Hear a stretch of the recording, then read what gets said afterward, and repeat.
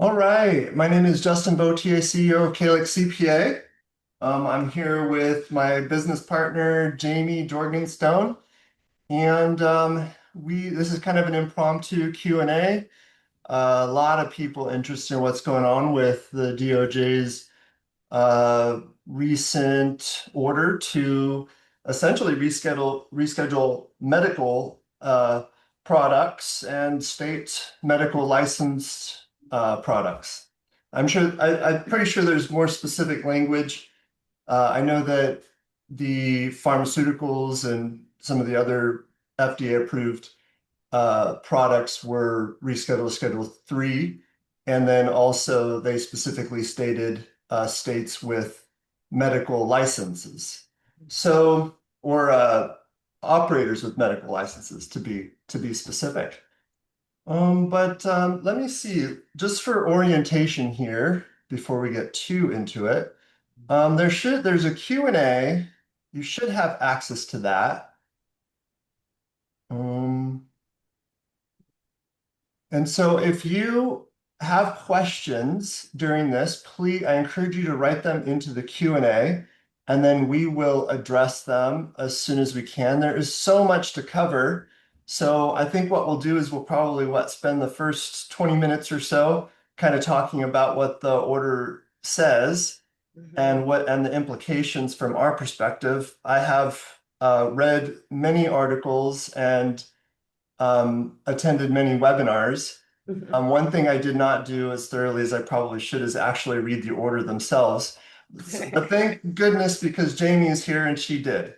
Mhm. So, Yeah, and I want to just chime in and encourage everybody to definitely post your questions because, as Justin mentioned, we've been pretty deep into this over the last week. And so I don't want to gloss over something that maybe somebody has a question about, just getting too deep into some other nitty-gritty details. So definitely post your questions and we'll try our best to answer them all. yeah, and it's a pretty frequent complaint that when you attend our webinars here at Calyx, some of you get some pretty bad feedback, and it doesn't happen for everybody. And I'm sorry, the vast majority, and even the recordings we don't seem to have that problem. But for whatever reason, for some people, you do. We're recording this, so we're gonna re-blast this out. And so I apologize for those of you who aren't able to hear us very well because of the feedback you're getting. But if you want, please just look out for an email with a link to like the YouTube once it gets posted on YouTube or whatnot. All right. So let's see. Jamie, do you want to take the lead on the happenings here Yeah, and just kind like of a do an summary. overview of Yeah, what sure. happened a couple days ago? Yeah, so on April 22nd, the Attorney General signed an order, as you mentioned, Justin, rescheduling FDA approved marijuana products and medical state licensed, medical marijuana products into Schedule 3. So really kind of unprecedented, this order. It'll be the first time, or it is the first time that a substance has been scheduled, bifurcated like this and scheduled based on kind of its final use rather than the actual, underlying substance itself. So the Controlled Substances Act really, I don't want to get too off track already, but the Controlled Substances Act is like it's a scientific evaluation of the substance. It looks at the abuse potential of a substance, how dangerous it is, and if there's any currently accepted medical use. And based on those factors, the substances get categorized as one, two, three, four, five. Um, Abuse potential takes into account non-medical use of the substance. So this is why this is kind of an unprecedented and kind of weird order to see that if the same substance, but if it's sold to somebody who has a medical card, for example, it's now a Schedule 3 substance, whereas its counterpart is Schedule 1 if it's adult use. So that's weird, but that is what the order did. Man, there's a lot to it. So Yeah. I guess the major question I Mhm. think that a lot of people have is how did this happen? Like how did it get rescheduled in this manner? When we've been trying to have it rescheduled for such a long time. And we started this process back under the Biden administration. And we had these administrative hearings that got stalled, delayed. But now just an order assigned and it's done, right? Partially. Um, and so that is there's a specific code section in the Controlled Substances Act that is really a treaty compliance exception, an international treaty compliance exception. And so what that says is that for substances that are subject to international control under treaties, the Attorney General has the ability to just kind of schedule a substance wherever they see fit to satisfy those obligations. And there's kind of some controversy as to whether that this was an appropriate use of that code section, because it's really meant to prevent the United States from falling out of compliance with an international treaty obligation. And so there's always two sides, right? Everybody has their side on whether this is whether they support this or whether they don't, and there's an argument for and against whether this was an appropriate time to use that code section. But I think that I anticipate there being legal challenges to the use of that code section. Um, yeah, I don't know. Where else should I go? I'm getting off track. I It's have a lot of really thoughts. big. I mean, Hmm. let me talk about like what the implications of all this. I mean, a lot of people are interested in, well, what are the tax implications of Hmm. this? And that's the part that we specialize in, right? But Hmm. then there's also the registering with the DEA, and what does that mean for the state medical operators? And then I even am kind of interested in like the potential interstate commerce aspect of that. What does that mean for them? And then of course, how about the adult use people? Hmm. Well, they're holding the bag, right? Like fortunately they have scheduled for those administrative hearings to happen again for adult use, Hmm. scheduled in July, which Yeah. are then supposed to end in or scheduled in June, but then scheduled to end in July. Hmm. Then the people that we've been following, because we're not attorneys, we're tax people, right? So we don't know what's happening exactly, but there's a lot of speculation as to, well, are they going to get it done, or is it going to go out potentially even years again? Um, I have opinions on that, Yeah, I but think I we have will a lot hold of my opinion. opinion for now. I will hold my opinions. Yeah, and we should Uh, probably clarify that it will be very difficult to clarify a lot of this. A lot of yeah, it's this so is, brand new right now. yeah, It's and only a week old, there's a not ton of even a week old. questions. This order has, I think, created a bunch of questions in a lot of different areas of compliance, and they're unanswered right now. And it's probably going to be something that we kind of just have to wait and see, wait for various agencies to issue their guidance, see how the DEA kind of processes these registrations and there's just a lot of questions. It's gonna kind of probably have to just sort of be tested and then we'll see what happens from there. So we Yeah. should clarify that, but we can share our opinions and our thoughts. Well, why don't we answer just some of the questions that are coming up really fast that are applicable? Yeah, Like, so, yeah. okay, so this attendee asks a question, how does the rescheduling affect red cards and what does that mean for medical stores? So red cards, I'm assuming for that state that we're referring to is the medical card. So Hmm. how does this impact them? Well, it kind of doesn't, right? Mhm. Like if you have a medical card, it's still your medical card. It's really the whoever's selling it to you, right? The retailers that are now selling to medical card holders Mhm. theoretically aren't subject to 280E, right? And so that's the big question. That's one of the major questions is especially for dual licensees, how are we determining what is and what isn't subject to 280E? That's not clear in the language of the order. Mhm. Um, and so that's a question. But But there's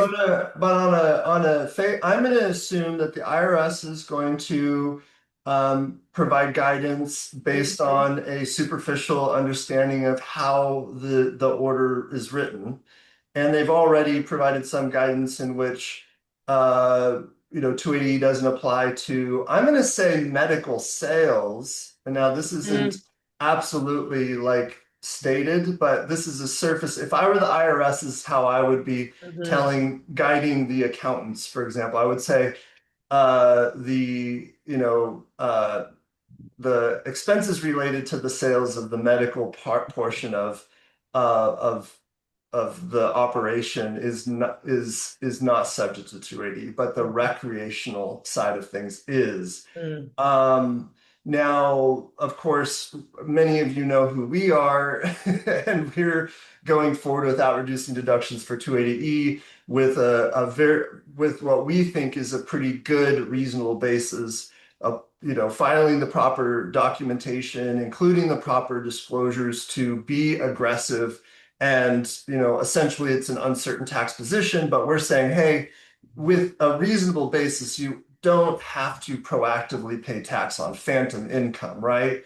So this doesn't really change anything for our clients because we're not we're allowing them to not proactively pay tax on phantom income by not reducing the deductions to 280E. So this doesn't really affect our clients as much from a tax perspective. Now, what's helpful though is that the medical people who are purely medical, they can now go to their mom and pop shop tax person, whoever they or their uncle. They can stay with their uncle and they can have their uncle file their business tax return, and 280E doesn't apply. Mm-hmm. That's my understanding of it. And that would be starting in 2026, theoretically, Yes, unless we get some 2026. different guidance from the IRS. We are anticipating they issued a press release, the Treasury, that the IRS is going to be issuing guidance. They're anticipating retroactive relief just to the Yes. beginning of the 2026 tax year. Oh, Or whatever, whatever, if you're a fiscal year filer, then it would be a little different for you. But the yeah. 2026 tax year, but there are questions. So that was a really important piece of the order, right? Is that the Attorney General kind of urged the Treasury to consider retrospective relief for 280E for specifically for these medical license holders, back to the date, like back to when any dates that they held their license. That's pretty like amazing to hear that, right? That's great. Will the IRS do that? I think it would be unlikely. But maybe. I mean, it's definitely a step in the right direction. So right now, again, like our firm has been amending tax returns, going back to when the statute of limitations, assuming the statute of limitations haven't expired. So right now we're working on 2022 tax returns. Now, what the order says in there is that the attorney general, sorry, is recommending that the IRS allow the retroactive non-applicability of 280E for these medical operators. So the way I look at it, Jamie, and and this is speculation, but to me, it sounds like Trump really did like kind of intend this to benefit his friends, and the people who contributed to his campaign, True Leave, for example, who is based out of Florida, still a medical only program there, or maybe it's rec now, but I thought it was medical only. Texas, which is medical only, and most of the Midwest and Southern states that have some sort of medical program. Oklahoma being medical only still, big producer of cannabis in the United States, big exporter too.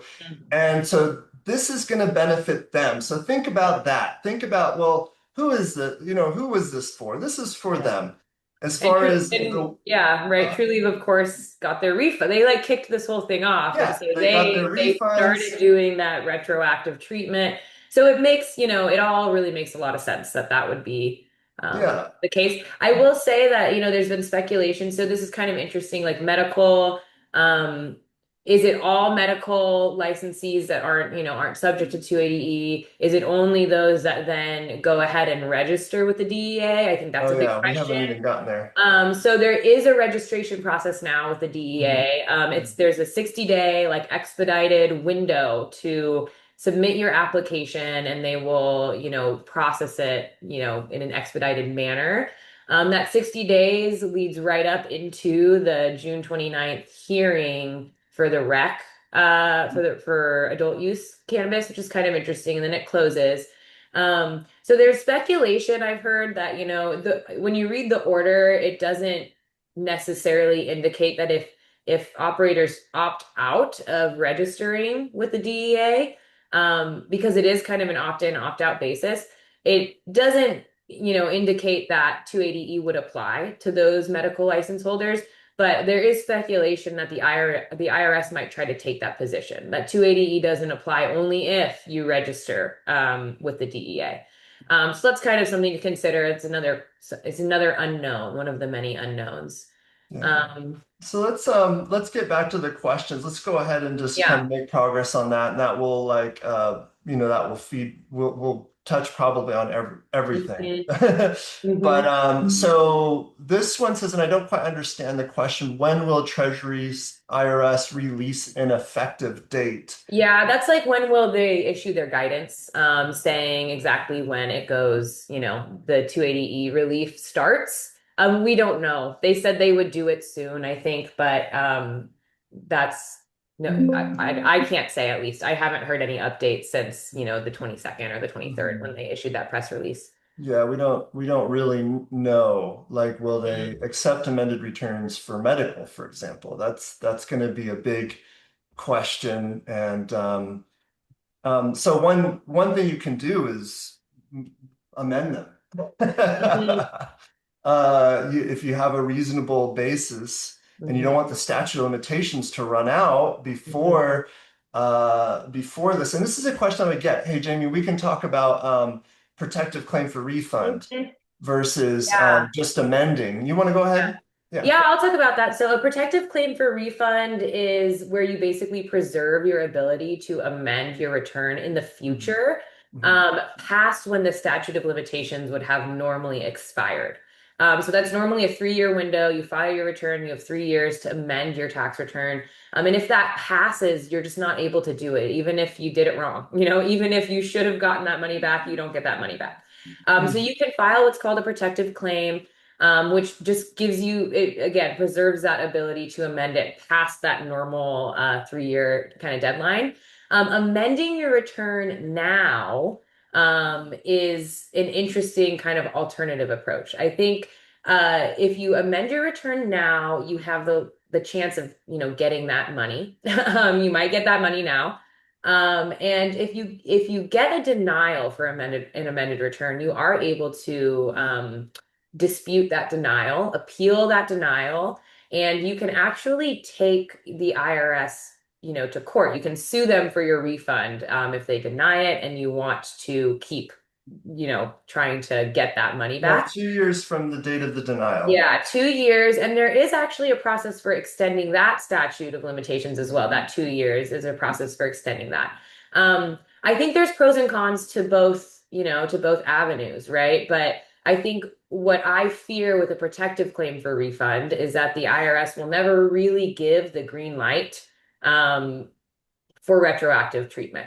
And so if they never give that green light, your protective claim doesn't do you a lot of good because they'll You never might have to actually sue them say, anyway. You might have to yeah, sue them anyway right. because of the protective claim, like to make them to enforce the protective claim. Yeah. And so that's kind of my fear with the protective claim is that it's conservative. It is intended for this type of thing where there's ambiguity. I think it's just what we've seen in this industry, is that the ambiguity never really gets clarified. They leave it ambiguous. May, maybe purposefully, maybe not, right? We all have our opinions on that. But it's a good Yeah. strategy for them, right? To never give the green light and to wait for statute of limitations to expire. And then people don't get their money Can back. I share my opinion? Please. My opinion is that now that this is passed, um, if they, and this is, and we're in Oregon, so most of our clients, 70% of the market in the United States is, according to some article I read, is adult use. It's rec. So we're still holding the bag. 70% of the industry is not positively affected by this at this point, except for the fact that it might reinforce our reasonable basis for amending, because you can kind of dispute whether or not uh, the same marijuana flower should be in two separate classes at the same time, right? So that Right. doesn't make any sense. But assuming that everything goes well and they reschedule by the end of the year and 280 is no more for 2026, that's great. But what about 2025 and before? Right. Now, so right now there's the court case, New Mexico Top Organics, that is currently litigating. I think Nathaniel Pollock it needs to respond to the IRS's response here pretty soon. And I think this is going to help them a lot. Mm-hmm. And that's great. But say it wins. Well, New Mexico Top Organics was medical only. Mm-hmm.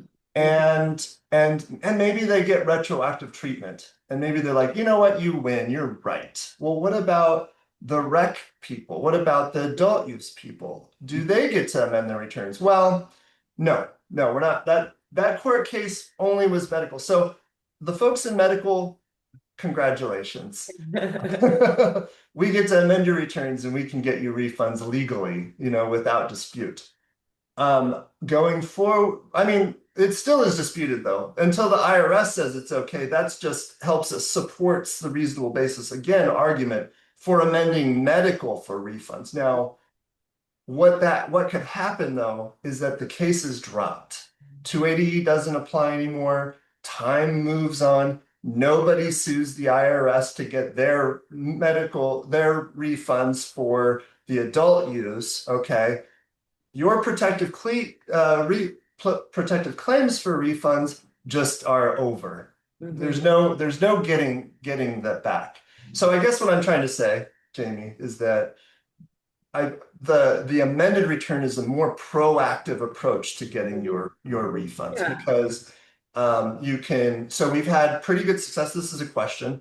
The vast majority of amendments have resulted in decreases in liabilities, refund checks, but a good portion, something that should be considered, a good portion have been denied, meaning the IRS is like, we're not going to process this tax return.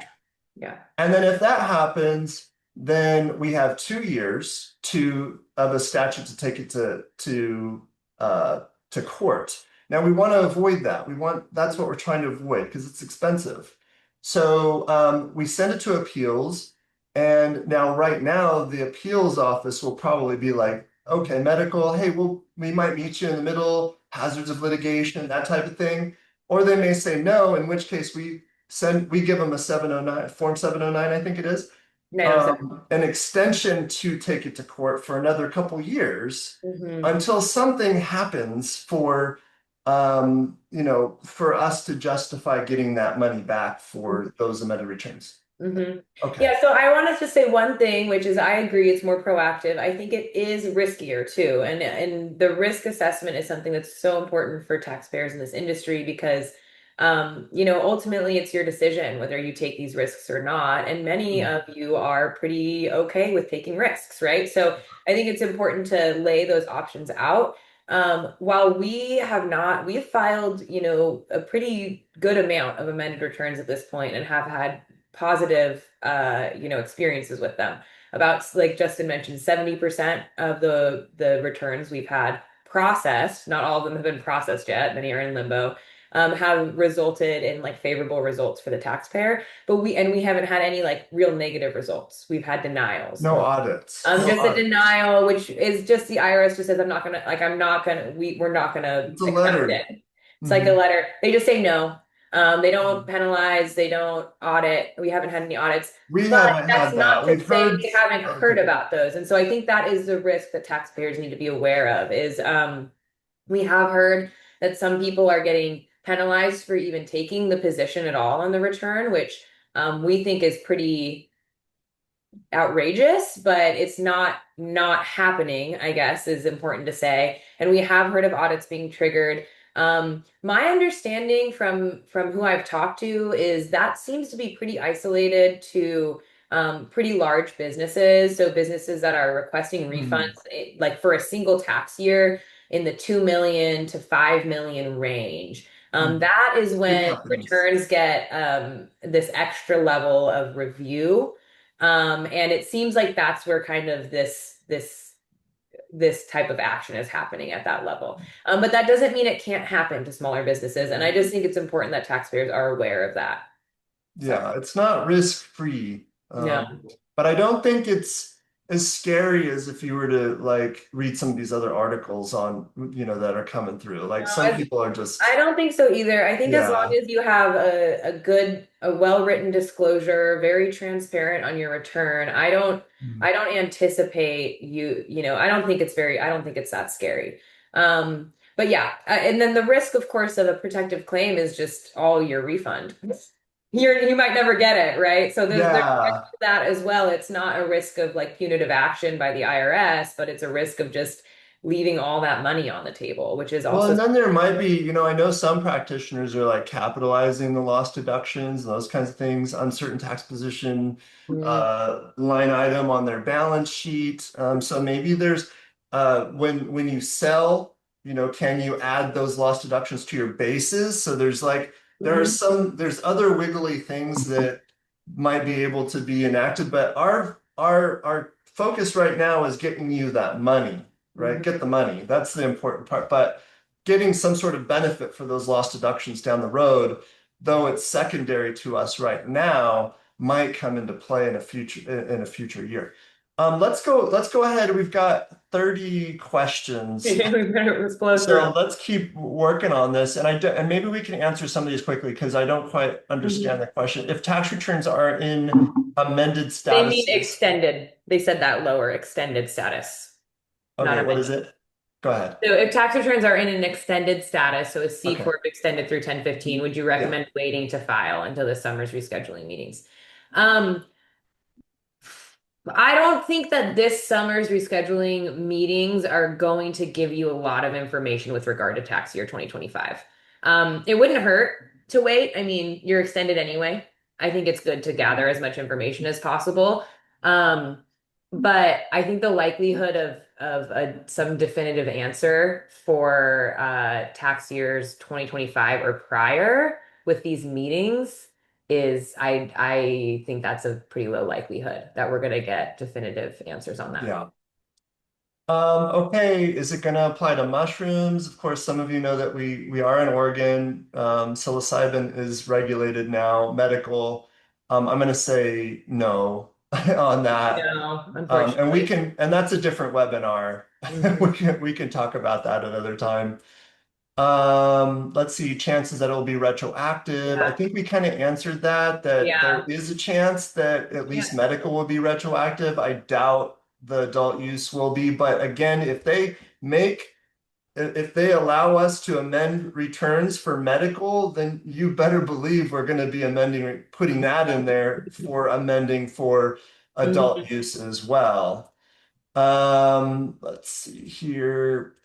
Uh, Unfortunately, I don't have any slides. Somebody asked, can Yeah. we share our slides? But we will share this video again. Mhm. And then we get sometimes in these webinars, we get somebody who likes to be an anonymous attendee and then challenge everything that we say, which we appreciate sometimes.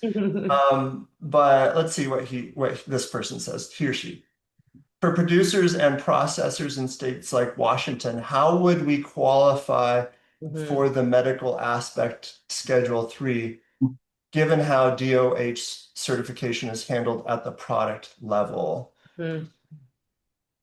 I think that our best answer, but it's not clear yet how that's going to happen, is you would do it based on like the sales of the product. So you would look, what's your how many, medical category Yeah. sales, how many rec sales did you get? And you would probably that's probably going to be the answer. Mhm. But that's Mhm. one of the biggest uncertainties with this order is how does that make, how does that make any sense, right? And the language of the order is interesting because it actually says, product subject to a state medical marijuana license. It kind of goes to define that. And so, if all the product is subject to that license, right? But then only some of it gets sold ultimately for medical purposes, and how is that going to be classified? We don't know, but probably based on your sales. Yeah, we were talking to a colleague too just yesterday, an attorney colleague, and he was saying like, well, how could they even like, yeah, like how could they say that if you're a company that has a medical license or a hybrid license, Hmm. that the product that's being sold is the Right. same, whether or Yeah. not it's so if a customer Yeah. comes in with a medical card and Hmm. buys the same flower that a customer that doesn't have a medical card comes in, how can you say that one is 280 subject to 280 and the Yeah. other is not? Yeah. That it makes no sense. It's I think, bonkers. And yeah. that's a good point, a very good point. Yeah, and I think it is a good point. I think that it seems like this order was written really obviously with the medical only states in mind. And so I think that maybe they failed to properly think through all the language for these other states with these like dual licenses. And I think there's gonna be a lot of challenges, I think, either in just, people are gonna try different ways of interpreting the language, or it will actually go to the courts, I would imagine, and we'll see what happens. Yeah, and then Julie Warner chimes in. The two orders are odd, even mentioning Independence Day holiday and most significantly mentioning 280E in orders based on an international drug convention. Mhm. Prof. Warner Simon. She's Uh, signing off. It's a sign off. that's a sign off. Yeah. Oh, that's her sign off. I'm Yeah, glad they you're here, are Jamie. You can understand what you're reading faster. I odd. can understand what I'm reading. Um, I lost the question, but yeah, they are odd. Oh, The Independence Day reference, I think that's referencing the timeline for the hmm. administrative hearings with regard to adult use. So they laid out a really specific timeline where the hearings start on the 29th. They go through July 15th, I think, but there's a brief holiday for, July 4th in there. I think it's meant to just be a lot of transparency around the timing of it all because that was a big piece of it, is these hearings in the past were so delayed. They think this timeline is going to really keep it moving. But the nature of those administrative hearings is that they get delayed. And I think that's so I That's don't the know if nature. I That's I the don't know if I nature have of a it. lot of optimism. Yeah, yeah. And yeah, it's interest. Oh boy, maybe if we have time, I'll go into some of how I've been viewing the history of this whole thing and Mhm. how it's not as it seems. But I'm not a conspiracy theorist, but I have that tendency for sure. I can go down a rabbit hole pretty good. Okay, so also, how does it affect the grams restraints in retail MMJ? Mhm. Marijuana businesses. And now that it's medical, how do pharmacy companies sell it or are they allowed? Mm. Well, I don't think the flower is FDA approved right now. So pharmacies can prescribe the the FDA approved pharmaceuticals, but they're and maybe if they're licensed in a medical program, they could prescribe it that way if that's what's required by the state. But otherwise, you would just go to a medical dispensary and get it. I don't know if you would Mm. if it, I think prescriptions may be available depending on your state program, but it's definitely not approved by the FDA yet as a prescription. So pharmacies Yeah. wouldn't necessarily be vending Mhm. marijuana flower, which would be Yeah. pretty cool. That would be kind But of cool. That's one of I think the major I think people the major what's the word people are concerned about that, right? So the ability or the way the AG rescheduled using this treaty, international treaty obligation code section, people are, but really what they said in the order, they said, okay, if these states have a regulatory framework in place, it's just going to be sufficient. So this is okay, any state. And what's interesting, right, is they vastly vary in the restrictions and on and the requirements for a medical marijuana license, right? So some are very strict and some are very loose, and they didn't put any language in the order around limiting what qualifies as a medical marijuana license. It's just whatever, they're just deferring to the states. And so that's odd, right? And that's very different. It's very different, like a medical marijuana license and how that's distributed, very different than like a pharmacy and prescriptions. And so does that really meet the standards required by our international treaty obligations? That's a question. Yeah, do we want to talk really quick on the schedule, the registering with the DEA and some of that jazz? Like, because that to me is the most interesting thing happening. Yeah, yeah, Yeah. I go for it. mean, so a couple of days ago, there's a link to register your medical retailer online with the DEA so that you could get registered with the DEA, which kind of is like the official. They're not saying that you can't continue to sell medical marijuana. They're not really doing anything with that. They're just saying, yeah, continue to do what you're doing. But Mhm, now there's like, okay, there's kind of this implication that, in my opinion, there's kind of like now a federal program that's unrolling. And the mhm, first step is to register with the DEA in order to uh, like comply with the international treaty, right? Uh, mhm, and and so they're doing some sort of funny like backdoor journal entry where they're buying the product from these dispensaries and then selling it back to them with the admin fee, aka tax, right? So that's happening. And I think what that's going to allow, especially for these MSOs, because I think in terms of like who's Trump's friends, like that's how I like kind of guide. I get some internal guidance on like, well, what's the intention of this? Well, how is it going to benefit Trulieve? That's the question. And mhm. so Trulieve, I'm sure, is already registered. And now they might be able to cross state lines because it's a Yeah. federal program now, which trumps the state Mhm, programs. And right now, the people you're unable to cross state lines with your product, not actually because of the federal government, but mhm, because of the protections the states have created. They're mhm, the ones enforcing the inability to go across state lines right now. mhm. But once there's a federal apparatus Yeah. here, then Then that means that the I think, states no longer can protect that that segment of the program. yeah, Yes, maybe rec and adult use, they right. can say, no, you can't go across state lines. But if you're registered with the DEA and the DEA says you're a legit medical distributor or a medical retailer, then you for sure can.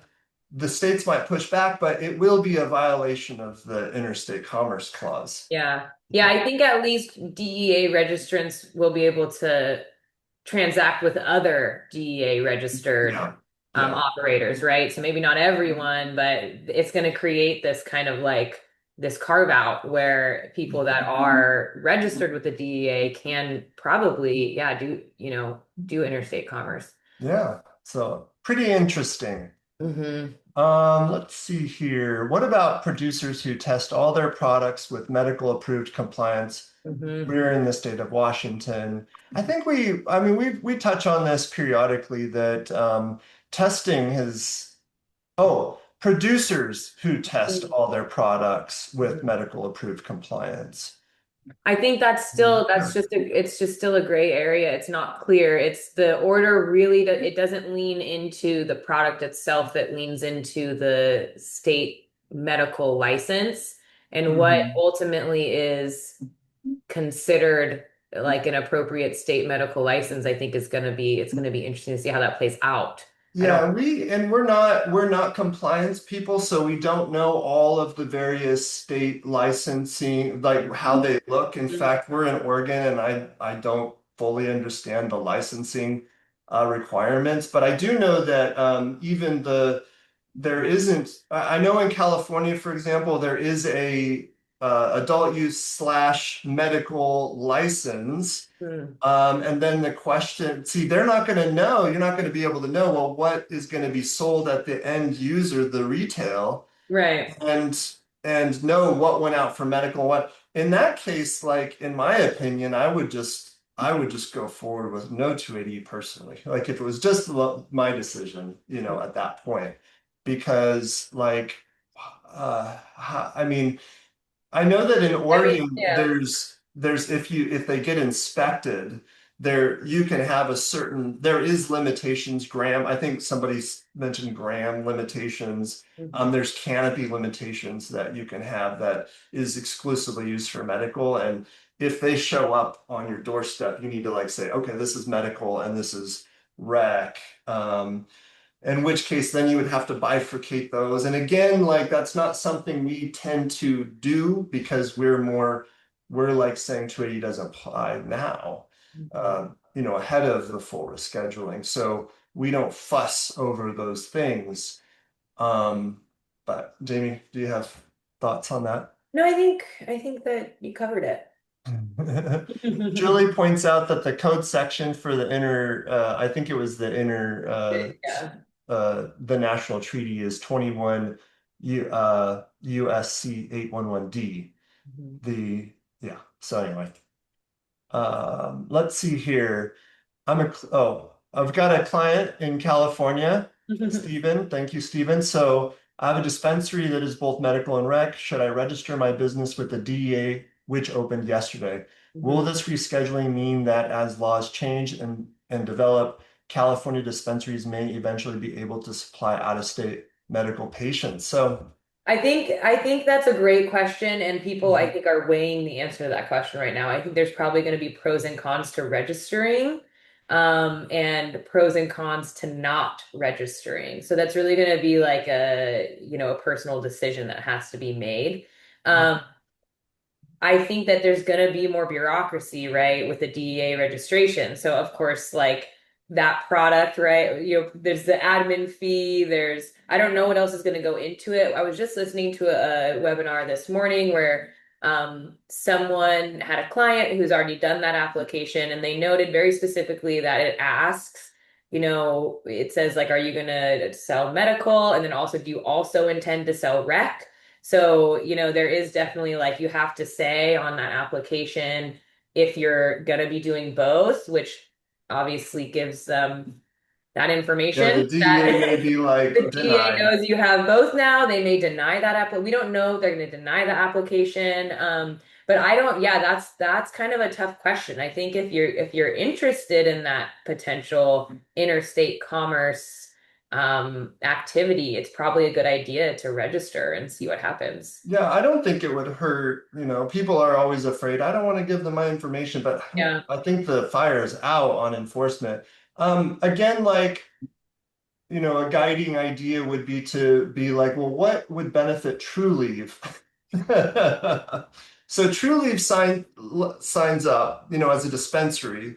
Like, first of all, if I were True Leave, I wouldn't want any independent. I would try to limit the number of producers and growers that get on the get to become an official a distributor, processor and distributor. If I were a big company, I'd want to control the whole supply chain, right? And so a good way to do that would be to be like dispensaries only, first of all. And then if you happen to be a big company that has a vertically integrated structure, well, I can say that I'm a dispensary only, but then it also kind of comes in with this vertical integration, producer, wholesale, processor, and then retailer. So I'm registered with the DEA as a retailer, but what makes it so that I can't actually export to other retailers using my vertical integration apparatus? Versus right now, they don't necessarily have a pathway for your wholesalers and distributors and your processors and your manufacturers only. They only have for the retailer. So if you're vertically integrated, that may grandfather you into being able to export to other retailers.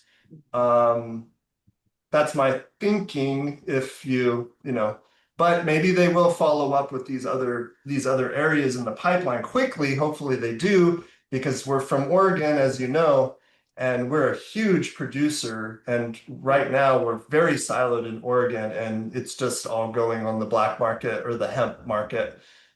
So it would be nice to have a legal pipeline for that to be able to happen. Okay. Let's see here. Other question. Need clarification on adult use medical in Washington State, whether to go for selling more medical product.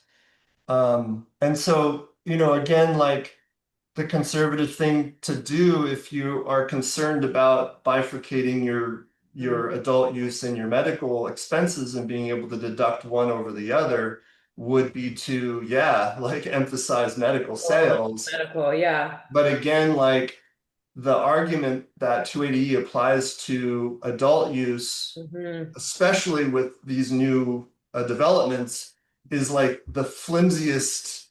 It's so flimsy, like that it's like a dead leaf hanging from the tree, just ready to fall off the tree, but still hangs on there. And so I think that, again, 471C has been a really bit, you could use that to take your overhead deductions, your adult use over related overhead deductions. And then again, our office is moving forward without reducing deductions on a reason with a reasonable basis. Not that there isn't risk to that, but you don't have to proactively pay tax on phantom income right now ahead of rescheduling. All right. Are you advising clients to register with the DEA? I don't think that it's really our place to advise on that, probably. It's kind of beyond our scope. I think that'd probably be worth like reaching out to some kind of compliance, attorney or something along those lines if you want more Yeah, information I on. really, I really don't know what I don't know what harm it would do, because it's just a registration process. Um, unless again, like there could be a conspiracy involved in which they have your information and then they can better like, suppress your activities by knowing who you are and knowing Mhm. who to focus on for their lobbying money, like because I wouldn't say that, I don't know. I don't know. I just don't know. I don't know Yeah, I is how don't I know. feel about that one. How will the registration of business work for states in which there is adult use and medical We talked use? about that. We did The talk about that. application asks you, if they basically address that you might be doing both, and you'll have to answer, truthfully on that application. I'm going to try to go down these questions and see if there's any of them that are new. I think one question I see just Yeah. about it says the registration with the DEA, how does that work? And does that supersede any state rules and regulations? It's kind of interesting. I just wanted to point out that one of um the kind of things with this order is that it's deferring to state, it's subject to state laws right now, how it's written. So um it's not really going to supersede state laws. They basically said in that order, like, as long as the federal government's just going to defer to the state regulatory frameworks that already exist. They're not putting kind of additional limitations on it, at least as of yet. So how that creates a very, non-uniform across the states situation, but that is currently how it's written. Yeah, and then one question that hasn't come up, when do we think cannabis businesses will get access to the regular banking system? Mm. Well, I know that the Safe Banking Act has been hanging out there for like the longest time. As long as it's federally illegal still, which it is, medical or adult use, except for FDA approved pharmaceuticals, it's still part of the Controlled Substances Act and still federally illegal. And it may allow Congress and the banking institutions to get a little bit more confident and just hey, let's start banking this. But if there's ambiguity around medical sales versus adult use sales, they probably will stand back. They'll continue to hang back. If safe banking passes, then of course that will will allow the banking.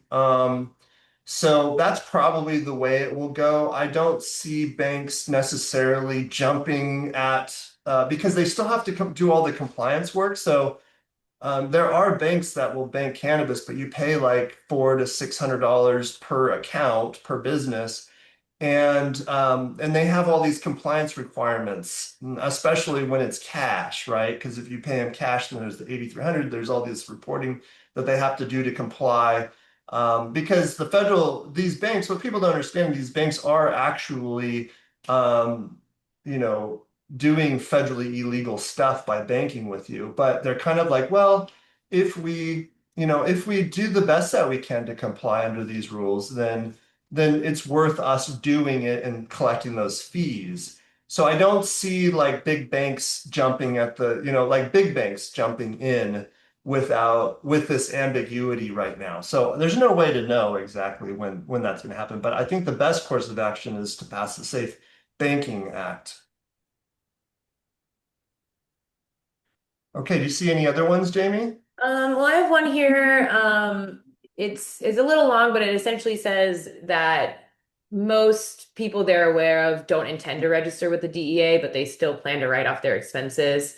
And any advice regarding that. So I would just say if you are a medical licensee right now, as I understand it, 280E doesn't apply, regardless of if you register with the DEA. So as long as you've got that medical license, um, I think you're probably in a good spot to do that. That could change, right? So I think I touched on this earlier that we don't know if the IRS is going to come back and try to take the position that only those that registered with the DEA get this kind of special Schedule 3 treatment. We don't know, but I think as it's written right now, I would say you're kind of, whether or not you register, you've got that medical license, you're probably good to not have 280 apply to you.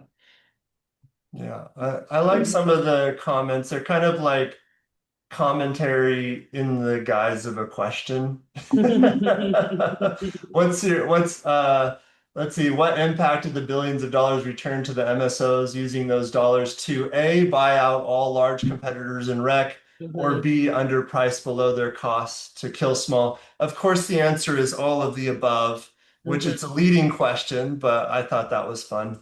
Mhm. What's your take? So, our colleague Dave Kopliak, what's your take on the definition of state medical marijuana license in the order?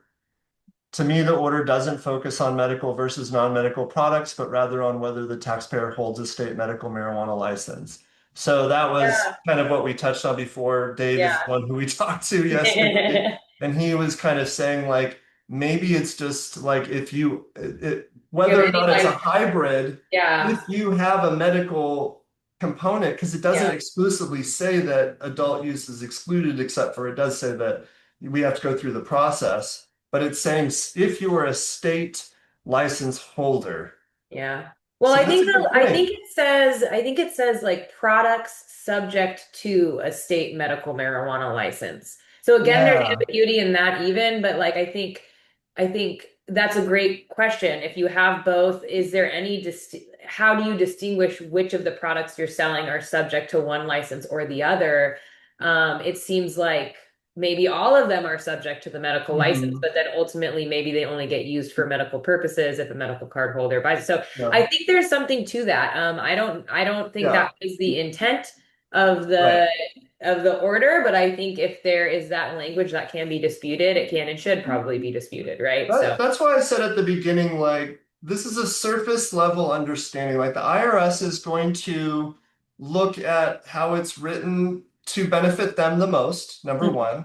Mhm. Number two is it's a surface level understanding. Like, just like we argue, what did Congress mean by writing in within the meaning of a Schedule 1 or Schedule 2 substance, which is highly debated. And many of our colleagues are like, it's a flimsy argument that Congress meant fitting the criteria of a Schedule 1 and Schedule 2 versus saying that marijuana is classified as a Schedule 280 applies to businesses trafficking in substances that are classified as a Schedule 1. It's a little bit of like, well, it says within the meaning, right? So to us, that means the criteria of a Schedule 1 or Schedule 2, and therefore we're moving forward without reducing deductions based on that argument. So this is another one of those in a way. Congress or the Attorney General clearly intended for this to just apply to medical sales, right? In my opinion, but it's not, but maybe I'm off base there. I don't want to say conclusively that that's what they meant, but the IRS is probably going to read it that way. They're Mhm. going to read it that medical sale expenses related to medical sales are deductible now. 280E does not apply to that, but rec sales, 280E still applies. Okay, adult use sales, 280E still applies. That's how I feel confident that's how the IRS is going to read that, but Yeah. we don't But know until I they think offer more guidance. we should be exploring all angles at how to challenge it, right? So that's Oh great. yeah, like no, this opens up a whole bunch of ability to challenge this. Hmm. This reinforces our approach, like probably doubles it, if not increases it by exponentially, helps our arguments. So that's interesting. If we apply for the DEA registration for our dispensary license with the current medical endorsement, will that put us on their radar of the IRS and impact the way you are currently doing our taxes? Oh, apparently this is a client. Like, will they crack down on the way you are currently handling 280 right now? Sorry if this is coming up funny. I'm driving. So I don't think so. Like there's always this kind of speculation or distrust of, and I'm not saying it's not warranted, but there's going to be so many people applying, and the DEA and the IRS, I can guarantee you they're not communicating. I don't think the So government communicates well they don't generally. communicate. They can't. The As much as IRS we can't would even like to, communicate within itself. yeah. So I don't think there's a big risk of that, but yeah, I mean there's probably at least a minimal risk of that. They will have that information, but Yeah, I don't think they're well organized enough they to might do they that. might see you as a competitor to Trulieve and target you in another way. Okay. What type of punitive actions are you aware of? Again, we talked about that. Mhm. We are aware that by amending returns or even filing returns where we're moving forward without reducing deductions for 280E, there is a chance of audit. When we amend, we haven't had any audits. We've been doing this for quite some time. We haven't had any audits, and then we're amending returns, Mm. and some of those returns are coming back with denials, but no penalties assessed so far. But we have heard of audits and penalties being applied. Mhm. Whether those are going to stick, we feel that we have a strong enough reasonable basis argument to protect ourselves because we also will get penalized if we're frivolous, just like the client would get penalties if they're frivolous. Mhm. But we think that our argument is based on enough, authority that we will be able to appeal those penalties if those penalties get assessed. And again, it sounds like these amended returns are going to different processors across the US, and some of the people are saying applying penalties, Mhm. and from what we can tell, most of them are not. We haven't seen we haven't seen one yet ourselves. And then we think that if they did, we should be able to go to and appeal those penalties, Mhm. um, just based on tax court precedents and whatnot, and how the tax courts have dealt with of these penalties in the past. Jamie, we got a couple more minutes. Do you see any other questions that you think Read would be through good to them. cover? Thank you so much for joining us today. We could probably stay a little longer if we see any more questions, but I think we covered a lot. We did, I think. Again, we don't really know what's going to happen. It's only been a week. And as far as timelines go, we know what's happening now and how we're going to move forward with things, I think. Um, I'm particularly interested in how this might lead to some sort of interstate commerce framework. I think 280E is pretty dead. It's like I said, it's flimsy, hanging on by a thread. But hopefully we'll see in July it go away. Mhm. But we don't want to speculate Got that it will go two away. more quick questions I think Yeah, I go want for it. to just read. So one question is, what's to stop the states from converting all adult use growers and processors to medical and allow them to sell to adult use dispensaries? I think that's kind of an interesting point that the order does leave a ton of deference to the states, and I think that is a strategy potentially for the states to really loosen requirements for medical participation in the industry, and that might be something we see states do. So that's an interesting. I don't think there's anything to stop them from doing that right now, except the states have to pass their own laws. One other one is, does this also open up a potential for international trade? I don't know a lot about the international trade topic, but I have heard people Yeah. speculate, yes, it does. Mhm.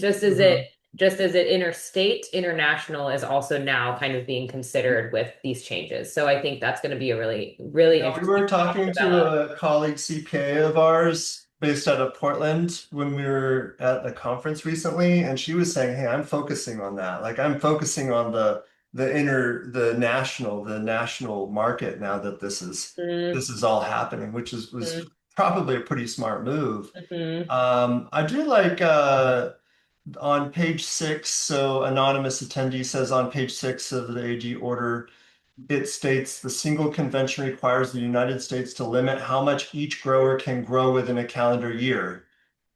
And then she says, or he or she says, has this limit been formally established yet? Mm-hmm. And I don't know. I don't think so. I think all pretty much all I've heard about the United States like limiting everything is essentially that's that like they're gonna buy up all the product and then sell it back. That's kind of their on paper way of saying we are in control of the distribution. That's what I've heard Mhm. on that. Mhm. One other kind of interesting question is, once 280E no longer applies, would you recommend continuing to use 471C and Oh, maximize COGS mhm. to be consistent with prior years, or would you start moving more costs to the expenses section? I think it's probably most business owners are probably gonna want to kind of unwind the 471C position that they've been taking when it no longer benefits them, because it does, mean you're capitalizing more costs in inventory instead of getting them, on a current year return. Um, and just in general, it's not the way most people calculate their cost of goods sold and their margins and everything. So there's probably going to be an unwinding process most people will want to take part in. Yeah. Hmm. And again, like kind of like a takeaway for us, because we are a tax accounting firm, is that you do not have to pay tax on phantom income, like proactively. I'm saying you do have to, according to the IRS, but you may not. You know what I'm saying? In that we have a reasonable argument to move forward with not proactively paying tax on phantom income. It could be concluded that you might have to, but the IRS coming after you years from now on that is probably unlikely based on our experience with how the IRS does business. And one thing Um, I think is important to highlight for people too, if you do amend your return and you get a refund, the IRS can come back and get that refund back from you, but they have to sue you to do it. yeah, They have to actually sue you, and then they only have 2 years, just like you have 2 years to sue them to say you shouldn't have denied my return. They have 2 years to sue you and say I want that refund back. I shouldn't have given it to you. And so I think that's important for taxpayers to know, like realistically practically, do we anticipate the government, going around and suing for all of this money back? I mean, you mhm, shouldn't do it if you don't, you shouldn't take a position just because you think you're going to get away with it, right? But I think there really is a, pretty strong, reasonable basis to take this position. And then I think that's really something that you need to practically weigh. Like, if you get this money, are you really gonna have it clawed back? You yeah, could to be you could. prepared for that, but I think it would be a tough tough allocation of resources. Yeah, the IRS is incredibly underfunded right now, and I don't know how long that's going to happen. Certainly under this administration, I don't think that the Trump administration is anxiously waiting to fund the IRS fully. And so they have to be judicious with their dollars too. Mhm. And going after a small business for their couple $100,000 of tax they didn't pay or got refunded back is Mhm. probably not a good use of their court time and Mhm. their legal people. Especially when we can argue like there's definitely a strong argument that we Mhm. don't owe that money. Yeah, there's a real case. Hmm. Yeah, well, we have another like 20 questions. So maybe what we could do is we'll export these questions and then Jamie, maybe we could reconvene a week from now or something like Yeah. that. Yeah, that'd be good. There will likely be updates. It seems like we've been doing webinars like every 2 weeks or every week almost because there's always something happening. Mhm. So we look forward to addressing those in the future. All right. Thanks, Thank you everybody. so much. You know where to find us. Yep. Feel free to email. Bye-bye. Have a good afternoon and Bye. evening.